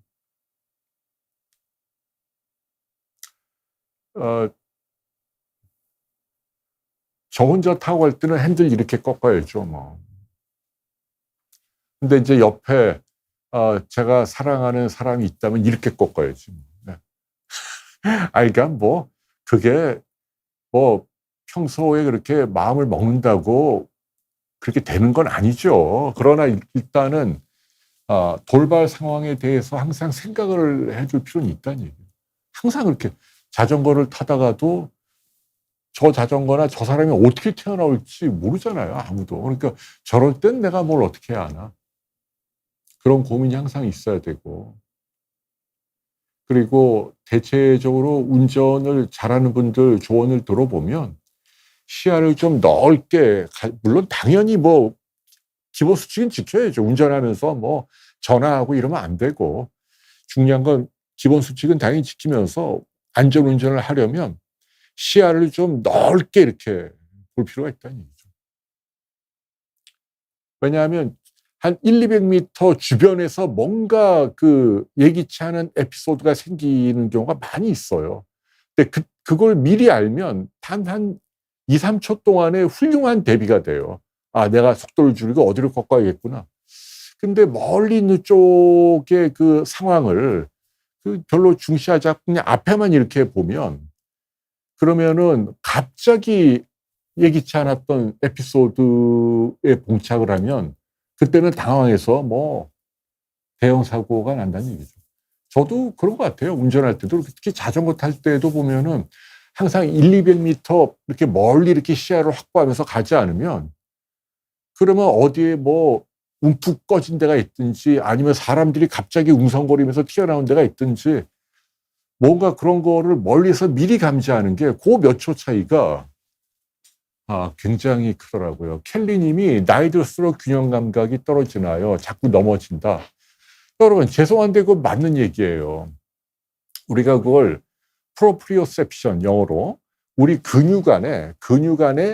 근육이 힘만 쓰는 그 기관이 아니고 감각신경이 또 있습니다. 놀랍게도.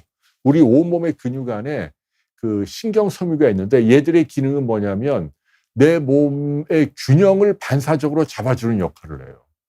그래서 그때그때 반사적으로 근육이 잘 수축을 해서 넘어지지 않도록 해주는데 유감스럽게도 얘네가 나이 들면 떨어지는 거로 돼 있어요.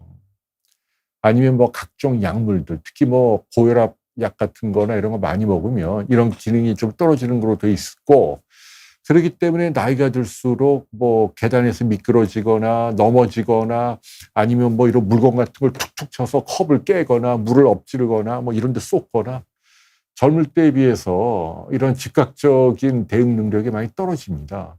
그래 방법이 뭐냐면요. 내가 그런 상태를 인지하는 거야. 나는 젊을 때하고 내 몸이 달라. 그렇기 때문에 그런 상황을 안 만들려고 조심을 해야죠. 물컵을 놓는다 하더라도 멀리 놓는다, 안전한 곳에 놓는다라든지,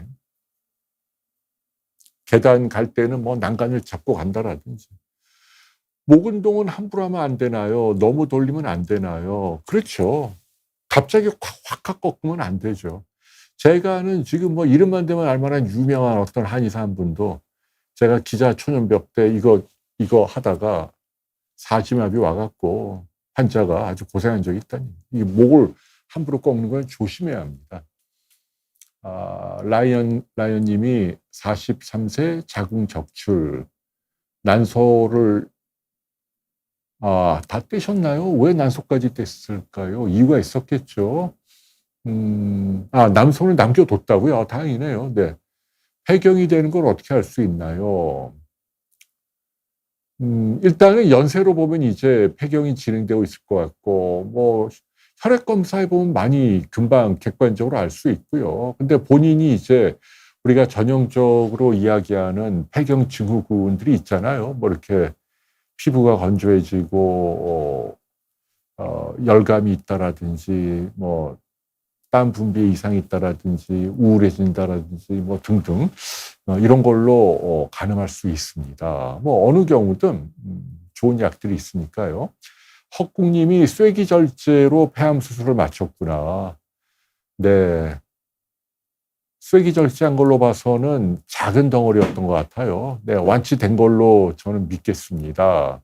조금 17일 갖고는 알 수 없죠. 좀 더 아플 수 있죠. 좀 더 기다려 보실 걸 추천하고, 근데 이제 제가 뭐 늘 드립니다만은 암이라는 게 그래요. 아무리 조기 상태로 발견을 해도 그야말로 깨알 많은 상태로 발견해서 떼내도 좀 이런 표현이 그렇습니다만은 죽을 사람은 죽어요. 암 자체의 네이처, 특히 DNA의 그 성질이 아주 고약한 애들이 있어요. 드물지만. 얘네가 한 5% 돼요. 5% 정도 되는 애들은 아무리 일찍 발견해서 떼도 5년 안에 재발해서 죽는다. 또 반대 경우도 있습니다. 뭐 말기, 뭐 사기 이렇게 커져 있고 옆으로 전이돼 있어도 다 바로 뭐 죽는다 해도 뭐 5년, 10년, 20년 그냥 가는 경우도 있어요. 그런 경우는 마찬가지로 드물지만 암 세포 자체의 DNA가 증식 속도도 느리고 전이도 공격적으로 되지 않고 얌전한 정도란 얘기죠. 희한한 게 이게 또 같은 암인데도 시간이 지나가면서 변하기도 합니다. 성질이.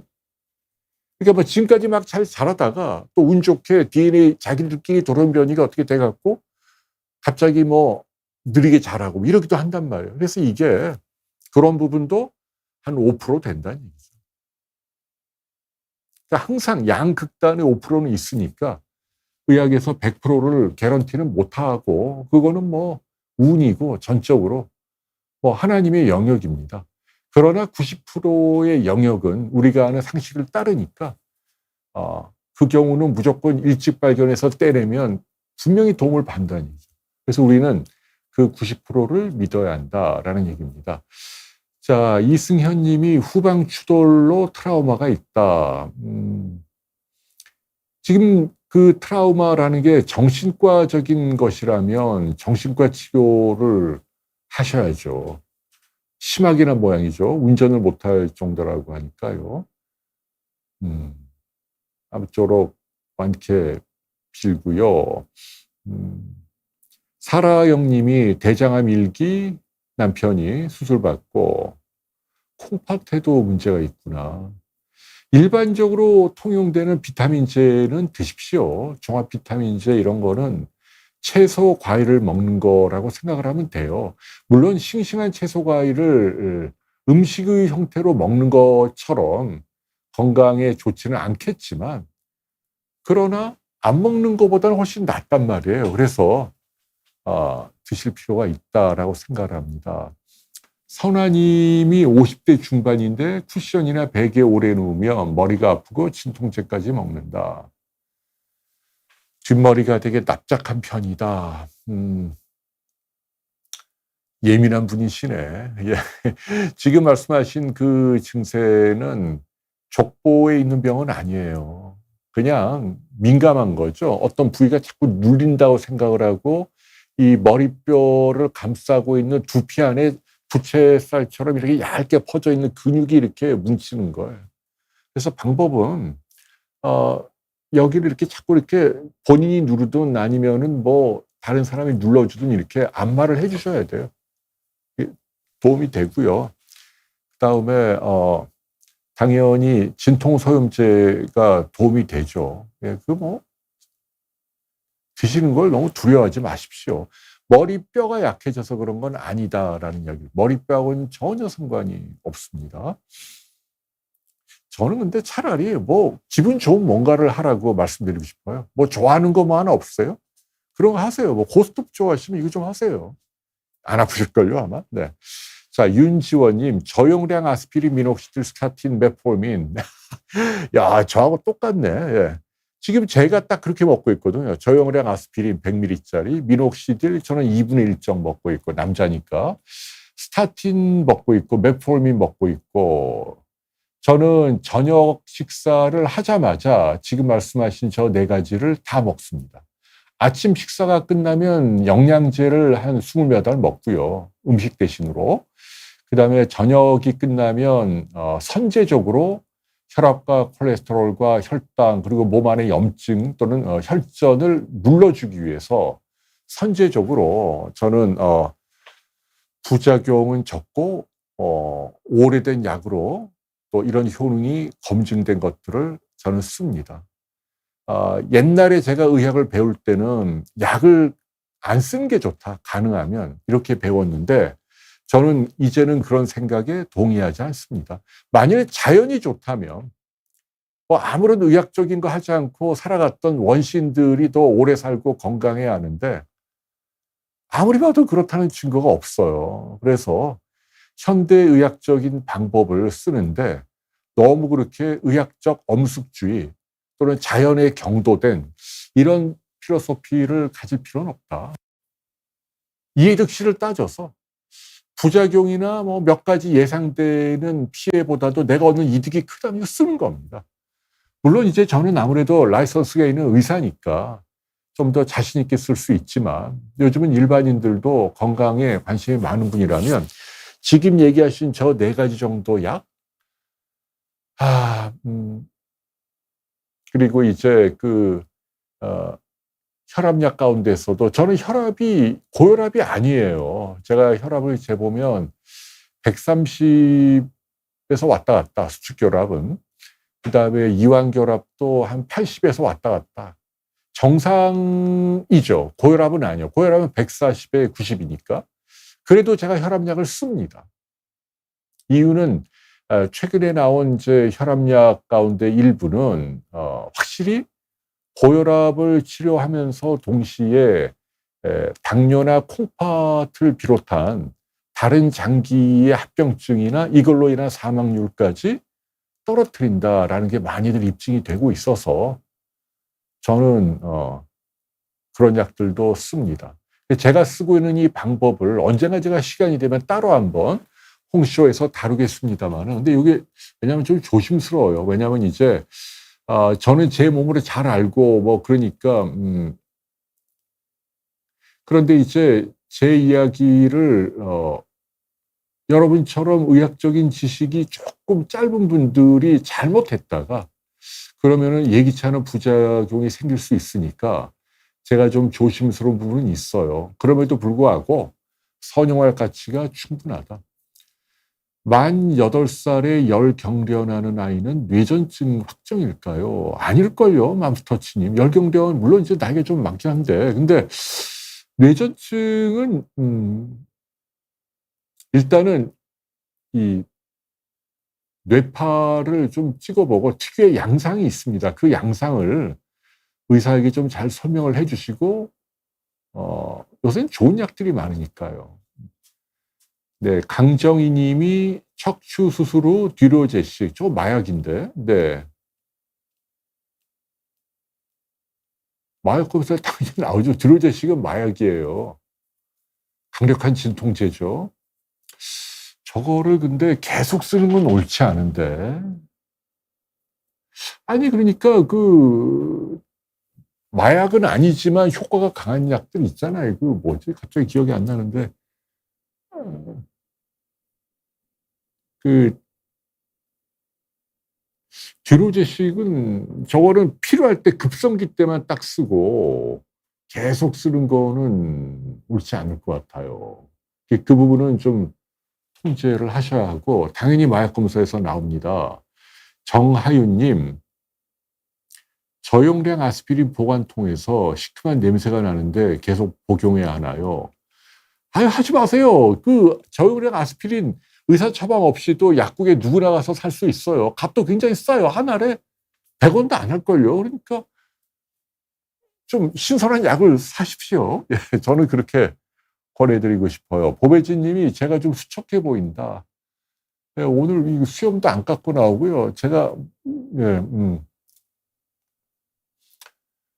그래요. 췌장에 낭종이 있다. 후리지아님. 네, 췌장을 전문으로 보는 내과 선생님을 찾아가세요.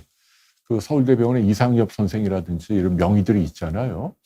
바비 브라운 님이 함익병 선생님 통계 관련 방송 정말 좋았다. 요새 선생님이 좋은 분들 많이, 이지훈 변호사님하고 이혼에 대해서 하는데 내용이 아주 좋더라고요. 워낙 다방면에 지인들이 많으시고 또 원래 이 순수한 분입니다. 말이 좀 거칠고 그게 이제 문제긴 한데 직설적이고, 여러분들 아무쪼록 좀 너그럽게 이해를 해주시기 바랍니다.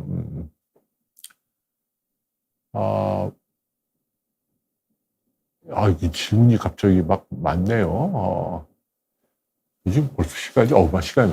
그래도 여러분과 조금 더 이야기를 하다가 오늘 방송을 마무리할게요. 그래서 이제 제 말씀의 요지는 교통사고가 옛날에 비해서 많이 줄었다. 91년도에 13,000명 넘게 해마다 교통사고로 죽었는데 지금은 작년에 사상 최저로 2,500명대까지 내려왔다. 그럼에도 불구하고 언제든지 비극의 씨앗이 남아 있을 수 있으므로 우리는 계속 조심해야 한다. 특히 며칠 전에 시청 앞에 사건은 여론에 휘둘리지 말고, 여론에 휘둘리면 안 될 것 같아요. 저는 지금 요새 걱정하는 게 대한민국이 좀 폭민주의가 좀 심해요. 그러니까 뭐냐면 누구나 다 인터넷으로 한마디를 다 할 수 있기 때문에 어떤 사람이 좀 선동적인 주장을 하고 사람들을 흥분시키면 그분들이 또 과격한 표현의 댓글들을 커뮤니티에 막 올리면, 그러면 정치하는 사람들이나 언론인이나 법조인들이 속된 말로 쪼는 거예요. 여론이 이러네. 원래는 이게 사실인데 여론이 이러네.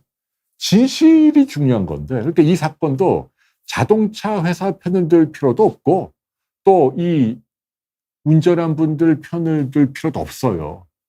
그냥 객관적으로 있는 그대로 그냥 얘기를 해주면 되는 거예요. 물론 100% 진실은 알지 못하지만 지금까지 과학적인 결과를 토대로 가장 가능성이 높은 건 이거는 누가 뭐래도 급발진은 아니고 이 양반이 뭐 잘못 밟았네, 운전 미숙이네, 뭐 이건지, 아니면 아무리 봐도 이 사람은 잘못한 게 없고 이 기계 자체가 이상하네. 이거를 전문가들이 본인의 양심에 따라 말씀을 해달라는 얘기입니다. 여론에 휘둘리지 말자는 얘기예요. 근데 여론에 휘둘릴 것 같으면은 뭐 아무것도 할 필요가 없는데 정치인을 왜 뽑아요? 여론조사하면 되지. 뭐 쟁점이 생길 때마다 인터넷에 여론조사해서 yes, no 물어봐서 yes가 많은 걸 다 하면 되겠네. 그리고 뭐한데 국회의원을 뽑고 대통령을 뽑아요. 그러니까 우리 국민들 가운데 일부 과격한 분들 좀 제가 부탁드리고 싶어요. 예. 아니, 왜 제가 이런 말씀드리냐면 어떤 경우는 이제 의학 관련된 거 보면은 좀 황당한 얘기들을 많이 하는 경우 좀 있어요. 요 얘기도 좀 예민한 얘기인데 요새 또 이슈가 되는 게 길 가다 누가 쓰러지면 이게 CPR이라고 그러죠. 심폐소생술을 막 하는데 이제 어떤 그 응급의학 교수가 그거 함부로 하면 안 되고 이게 심장이 뛰는지 확인하고 해야 되고 이렇게 했다가 또 응급구조사 옆에 또 어떤 분이 네가 의사냐 대충 이런 식으로 비아냥거리는 말도 안 되는 국제 기준을 봐라. 거기에 따르면 일단 쓰러지면 무조건 해야 된다. 이렇게 또 주장을 하고 참 어이가 없는 거예요. 그러니까 하나만 보고 둘을 안 보면 사람들이 엉뚱한 판단을 하는 겁니다. 왜 책 한 권 읽는 게 가장 위험하다 이런 얘기 하잖아요. 왜 의사나 전문가들이 중요합니까? 수술이든 약을 처방하든 뭘 하든 간에 시술이든. 전에도 말씀드렸습니다마는 일반적인 경우는요, 100명 해갖고 90명은 속된 말로 의과대학이나 인턴 레지던트 같은 그런 과정이 필요 없어요. 인공지능이나 아니면은 좀 눈썰미 있는 사람들 좀 이렇게 가르치면 다 합니다. 근데 항상 문제가 되는 건 뭐냐면 열에 한 케이스 정도로 튀어나오는 예기치 않은 돌발적인 부작용 이런 것들이 나올 때 경험이 많은 전문가들이나 라이선스가 있는 사람들은 시야가 넓잖아요. 머리에서 발끝까지 해부학뿐 아니라 생화학부터 온갖 걸 다 배우니까. 그러니까 숲을 바라보는 관점에서 결정을 내릴 수 있는 거란 말이죠. 아니, 물론 이제 약간의 이해는 돼요. 이렇게 무슨 말이냐면 여러분들 그냥 상식으로 아니 길 가다 누가 이렇게 쓰러졌어요. 의식을 잃고 불러도 대답도 안 해. 그럼 이거 무조건 해야 되나요? 지금 지치면 무조건 해야 된다고 또 이렇게 말하는 분들이 있나 봐요. 근데 그거는 옳지 않은 겁니다. 가려서 하는 게 당연히 의학적으로 옳은 거죠. 물론 일반인들이 가리기 힘든데 그걸 가리려고 하다가 살려야 될 사람을 죽을 수도 있다. 그럴 가능성이 100분의 1만 된다 하더라도 그거는 있어서는 안 되는 일이니까 무조건 해야 한다. 99명은 안 해도 되는 이 CPR 하면서 이런저런 부작용에 시달릴 수 있는 거다라고 한다면 할 말은 없는데 그러나 심장이 뛰는데 이걸 하면 안 되죠. 뛰는 걸 확인하고 하는 게 원칙이란 말이죠. 의학적으로는. 특히 이제 간질이 이제 뇌전증이죠. 그런 경우는 더더욱 그렇죠. 그러니까 뇌전증으로 쓰러진 분을 심장마비로 쓰러졌다고 해서 이걸 하면은 무조건 마이너스예요. 좋을 게 하나도 없어요. 어떤 모든 면에서. 근데 이제 그거를 고려하지 말고 무조건 하자고 주장하는 분들, 아까 가이드라인이 있다고 합니다마는 그 취지는 아까 말씀드린 대로 그런 거 따지고 하다가 정작 정말 심장이 멎은 사람들한테 머뭇거리면서 안 해갖고, 그러면 더 나쁜 거잖아. 이건데, 심장이 뛰는 걸 확인하기 위한 노력은 해야 되는 거 아니에요? 네, 아유, 여기까지 좀 해야겠다. 네. 여에스터님보다 제가 오래 산다고 하하하님이 저는 뭐 그러기를 원하지 않습니다. 얼마 전에 제가 집사람하고 인상적으로 본 기사가 네덜란드에 같이 산 50년을 같이 산 50년을 같이 산 그 부부가 같은 날 동반 안락사를 했더라고요. 오랜 법정 투쟁 끝에 정부에서 허가를 했다는 얘기입니다. 자, 제가 이제 드리고 싶은 이 얘기도 참 조심스러운 얘기인데 모든 죽음은 경건한 것이고 함부로 결정하면 안 됩니다. 남호용될 경우에 원하지 않는 죽음을 하게 될 경우도 있고 범죄에 악용될 수도 있고 그런데 그럼에도 불구하고 부작용이 있지만 그럼에도 불구하고 왜 그 사람들은 그런 걸 선택을 했는지 왜 사회가 허용을 했는지 우리가 고민해 볼 필요가 있다. 각자마다 다 케이스 바이 케이스예요. 사람마다 받아들이는 고통의 감수성이 다 다릅니다. 어떤 사람은 야 네가 이걸로 왜 불행해? 왜 죽어 임마? 나 같으면 뭐 하겠다. 이런 말이 안 통하는 사람들이 있어요. 전에도 지난 시간에도 그 극단적인 자살이나 선택을 하는 분들의 고통이 얼마나 큰지 제가 말씀을 드렸잖아요. 근데 이제 과연 그런 사람들에게 야 너는 심장이 멎을 때까지 그냥 무조건 살아야 돼. 네가 아프든 말든 그건 중요한 건 아니고 그냥 살아. 이게 간단한 게 아니에요. 그래서 저는 오래 살 생각은 솔직히 없어요. 솔직히 없고 뭐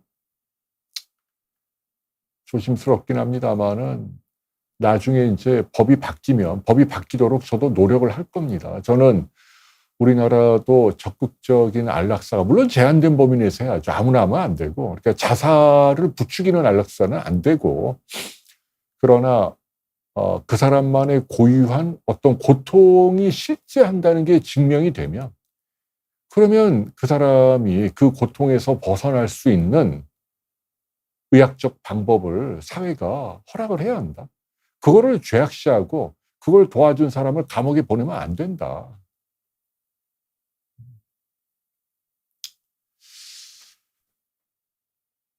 DTF님이 최근에 해걸 아저씨가 꿈에 나와 롯데월드 가서 교복 입고 같이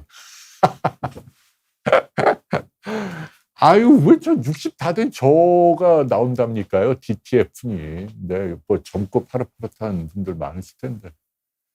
자, 김애시님이 전립선 PSA 수치인가 보죠. 80이라고 수술해야 한다.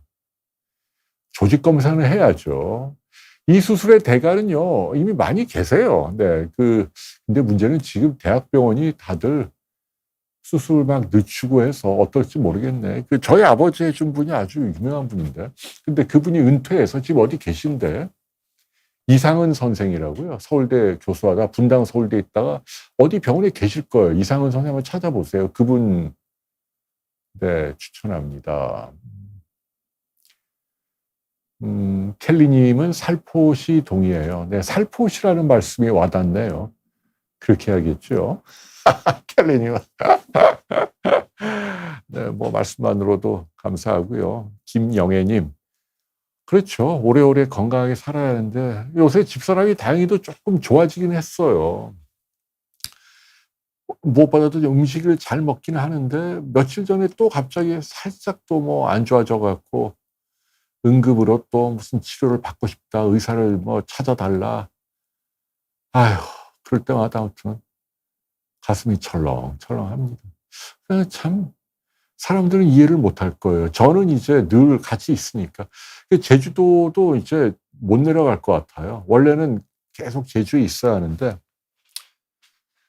집사람이 이제 저하고 같이 있는 게 좋대요. 그래갖고 어쩔 수 없이 이제 저는 이 서울 집에 좀 있어야 할 것 같고 제주에 뭐 저희 아주머니하고 구상본 매니저는 뭐 아주 신났네요. 뭐 제가 안 가도 되니까. 3차 신경통, 네, 마취통증의학과 가야죠. 네, 이거 전문가를 가야 돼요. 치료사는 치료해야 합니다. 요즘은 그 치료 많이 하니까요, 순이님.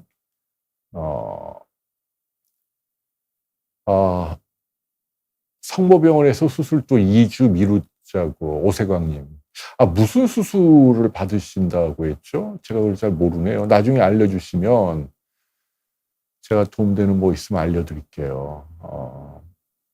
근데 이게 얼마 전에도 제가 아는 지인 한 분이 암 수술을 앞두고 있다는 걸 알게 돼갖고, 근데 그분이 저한테 부탁은 안 하는데 제가 다른 사람 통해서 들은 거예요. 근데 이제 오히려 그러니까 더 미안하더라고요. 저가 충분히 떠올랐을 수도 있는데 남한테 폐해를 끼치기 싫어서 안 하니까 제가 더 도와드리고 싶더라고요. 그래갖고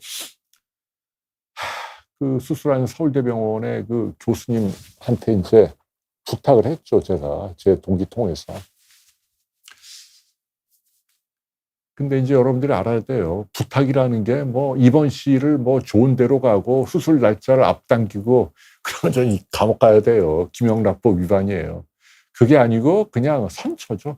제가 아는 지인인데 좀 잘 부탁합니다. 물론 이제 그것도 그러면 안 되지라고 할 수도 있지만 제가 무슨 뭐 돈이나 선물을 갖다 주는 것도 아니고 말 한마디 하는 것도 못하게 하면 너무 이 사회가 좀 빡빡한 거 아닌가요? 그냥 제 소신대로 워낙 그분이 훌륭한 분이고, 근데 이제 제 말씀이 요지는 그렇게 했는데 결과가 수술한 다음에 좀 많이 아프셨나 봐요. 수술은 잘 됐는데.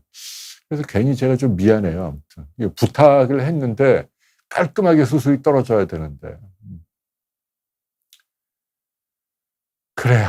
네, 여러분 이제 네, 많은 분들이 또 오세광님 수술이 잘 되기를 또 서로 이렇게 기도해 주시니까 참 여러분들 따뜻한 마음을 가진 분이네요.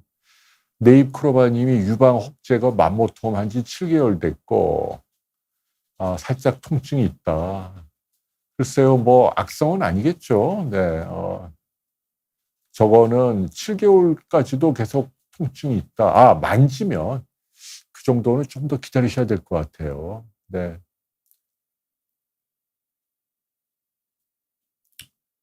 조민기 씨가 지하에서, 조민기 씨가 누구지?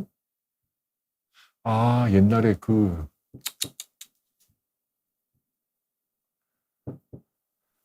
그래, 잘생긴 그분.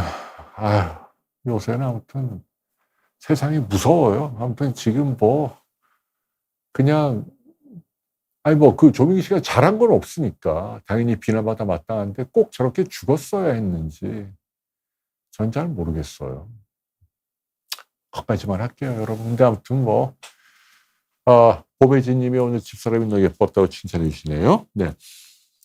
여러분, 하하하님, 평범하게 사는 게 좋다. 네, 일리가 있는 말씀이시고요. 물론 이제 뭐, 사람들이 원하는, 요새는 좋은 게 왜 이렇게 많아요. 뭐, 과학기술이 발전하면서 음식도 뭐, 기가 막히게 뭐, 맛있게 만들고, 예쁘게 만들고, 뭐, 여행지도 가면 예쁘게 꾸미고, 자전거도 뭐, 좋은 거 잘 만들고, 사실은 그게 브레이크를 안 걸면 제한이 없어요. 그러면 불행한 거죠, 나만. 이렇게 좋은 게 있는데 나는 못하네. 뭐 이런 식으로 비교하면, 참고로 뭐 저는 경제적으로 여유는 있지만 자전거를 그렇게 비싸게 주고 안 사요. 왜냐하면 크게 이익이 없거든요. 딱 제 레벨에 맞는 거. 예를 들면 전기 자전거라 하더라도 뭐 토크라 그러죠. 모터의 크기, 엔진의 힘. 그게 뭐 80, 90 이런 거를 원하는 사람들이 있어요. 아니면 뭐 풀샥이라 그래서 양쪽에 풀 서스펜션이죠. 쿨렁쿨렁하고 이렇게 한 거. 그런 거는 막 1,500만 원, 2천만 원이에요. 자전거 한 대. 근데 저는 그걸 왜 안 사냐? 저는 뭐 얼마 전에 뭐 자전거 세일해서 뭐 그것도 싼 건 아니지만 190만 원짜리 하나 샀어요. 이제 드디어 제가. 왜냐하면 그 필요가 없는 거예요. 비싼 게. 왜냐하면 뭐 예를 들면 굉장히 가파른 언덕 제가 올라갈 일이 없거든요. 근데 뭐한데 모터가 이렇게 힘이 세야 되고, 제가 막 가파른 내리막을 내려올 일도 없어요. 쿵쿵 하면서 엉덩이 아프고 그러면 이 서스펜션이 좋아야 되는데, 쇼크 옵서버가. 근데 뭐 그냥 웬만한 길 다니는데 굳이 그렇게 비싼 거를 왜 사냔 말이에요. 그럼 뭐 따지고 보면 뭐 누구는 뭐 인스타에 무슨 뭐 몇십만 원짜리 팥빙수 뭐 무슨 망고 뭐가 뭐 맛있다고 하는데 저는 그 왜 거기 줄 서서 가서 비싼 돈 주고 먹나 참 잘 모르겠어요. 옷도 그렇고 뭐 차도 그렇고. 근데 또 이런 얘기하면 욕먹지. 예, 얼마 전에 또 집사람이 또 사는 집이 느닷없이 그 장영란 씨 그 유튜브 나오느라고. 근데 그 이제 회사를 도우려고 집사람 회사에서 이제 맞춤형으로 타블렛을 지금까지는 병에서 다 꺼내야 되는데 개인형으로 사람마다 다르게 딱 약처럼 조합해서 기계로 찍어내는 걸 하거든요. 그래서 그거를 PR하려고 나가서 한 건데 그것도 우리나라 언론은 또 그 부분을 싹 빼고 여에스터 뭐 좋은 집에 산다 뭐 이걸로 또 도배를 해갖고 안 그래도 경제가 어려운데 본의 아니게 또 욕을 많이 먹었어요. 댓글 보니까 삭막하더라고요. 그래서 뭐 그거는 저도 심정을 충분히 이해하고 저희가 좀 잘못한 거죠. 근데 이게 참 여러분 이해를 해 주십시오. 이게 회사의 바이럴 마케팅을 하기 위해서 나간 거예요. 그러니까 장영란 씨도 자기 그 유튜브를 사람들이 많이 보게 하려면 뭐 그런 식으로 자극적인 걸 끄집어내야 하니까.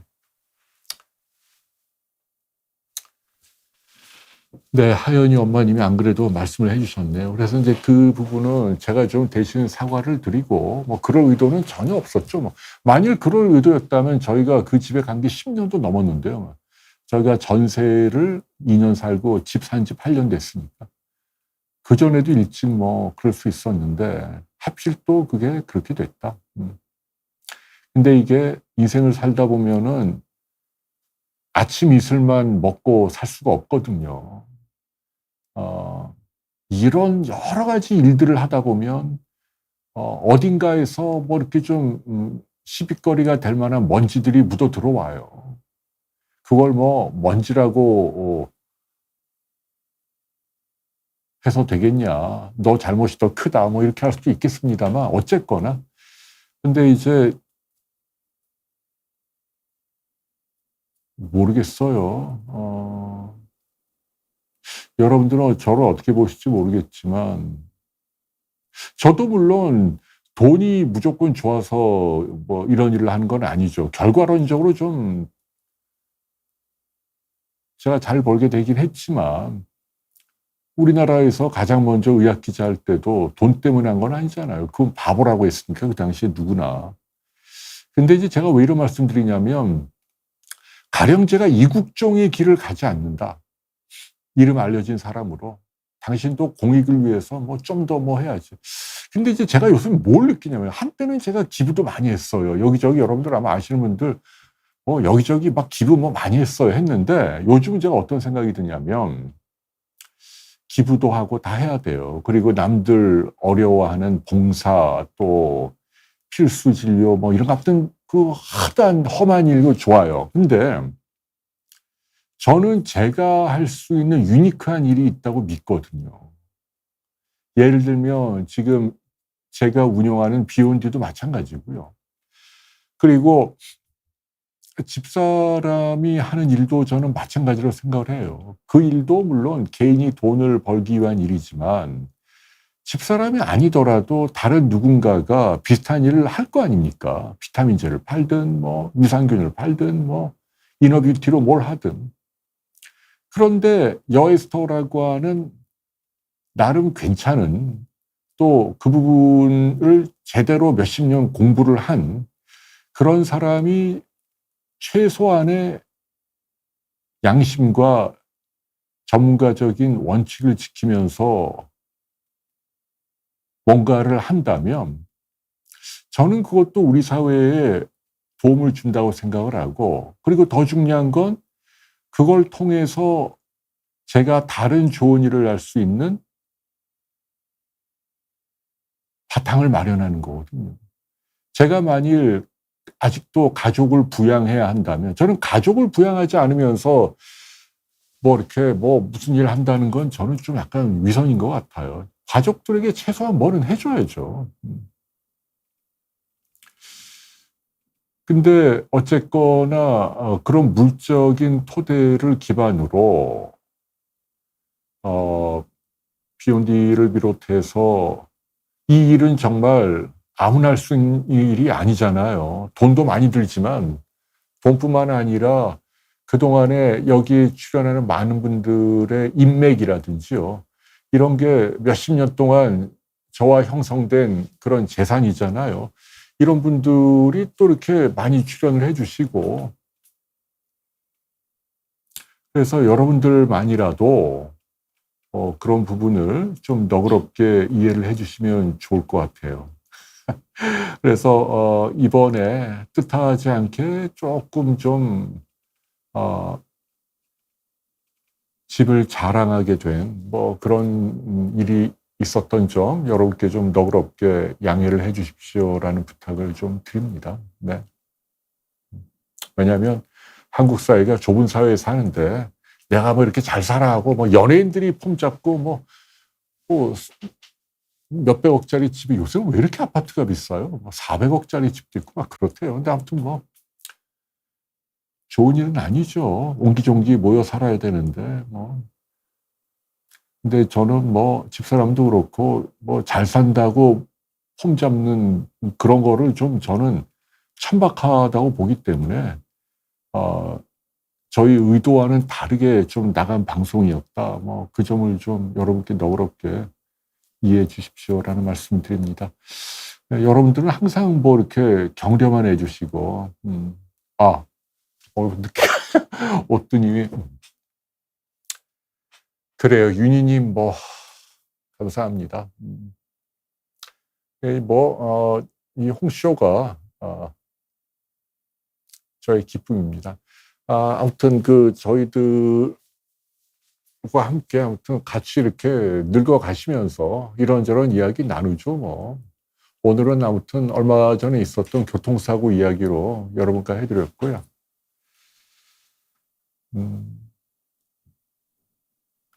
그러게 시원님 한 분만 이제 말씀드리고 마무리해야겠네요. 감마 GPT가 좀 높네요. 우루사가 두 가지가 있죠. 약물 처방이 필요한 우루사가 있나 아마 그걸 얘기하나 보네요.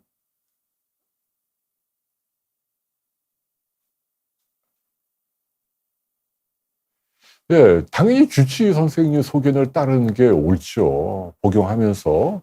예, 그렇게 하십시오. 우루사라는 자체는 굉장히 그 부작용이 적은 약입니다. 편안하게 드셔도 되고요. 근데 GPT 올라가는 이유는 뭐 여러 가지가 있는데, 뭐, 크게 걱정할 원인들은 많지가 않아요. 그러니까 아마 금방 좋아지실 겁니다. 네. 그래요. 네.